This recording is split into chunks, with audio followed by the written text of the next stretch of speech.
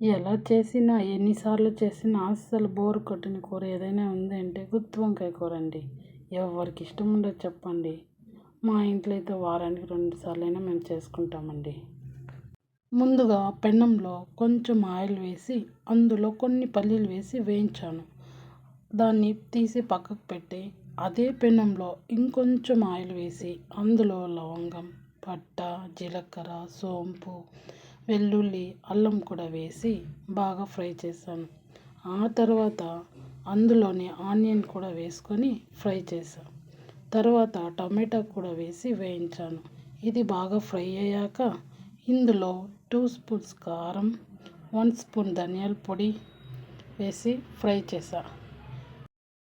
ఇది బాగా ఫ్రై అయ్యాక తీసి పక్కకు పెట్టి చల్లారనివ్వాలి. ఇప్పుడు ఒక మిక్సీ జార్లో వేయించిన పల్లీలు అలాగే ఫ్రై చేసిన పెట్టుకున్న ఆనియన్, టమాటా కూడా వేసి మెత్తగా మిక్సీ పట్టించాను. తరువాత 3/4 కేజీ వంకాయలు తీసుకున్నా. ఇలా ఘాట్లు పెట్టుకున్నా. తరువాత మసాలా అంతా ఘాట్లు పెట్టిన వంకాయలో పెట్టాను. మసాలా పట్టించిన వంకాయలు రెడీగా ఉన్నాయి. ఇప్పుడు స్టవ్ పైన ప్యాన్ పెట్టి అందులో ఆయిల్ వేసాక ఆవాలు, జీలకర్ర, కరివేపాకు కూడా వేసుకున్నా. ఇప్పుడు రెడీ చేసి పెట్టుకున్న వంకాయలు కూడా ఒక్కొక్కటి వేసుకున్నా. అన్నీ వేసాక తర్వాత ఒక్కొక్కటి ఫ్రై అయ్యేలాగా తిప్పుకుంటూ ఉండాలి. మధ్య మధ్యలో మూత పెట్టి వంకాయలు మగ్గనివ్వాలి.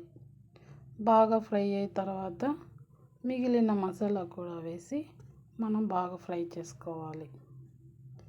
అది బాగా ఫ్రై అయిన తర్వాత ఆయిల్ అనేది బయట రిలీజ్ అవుతుంది. అప్పుడు మనం వాటర్ యాడ్ చేసుకోవాలి.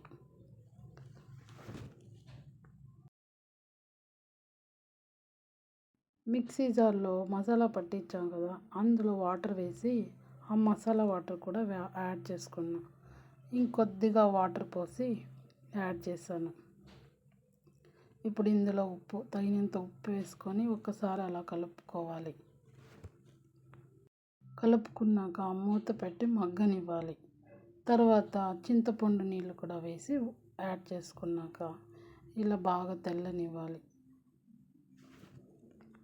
ఇప్పుడు మూత పెట్టి కాసేపు ఉడకనివ్వాలి. మసాలా అంతా చిక్కబడిందండి.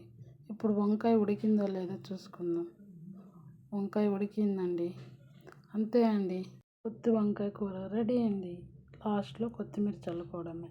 ఇంకా వేడి వేడి సంగట్లో అలా సర్వ్ చేసుకొని తింటే అబ్బాబాబాబా.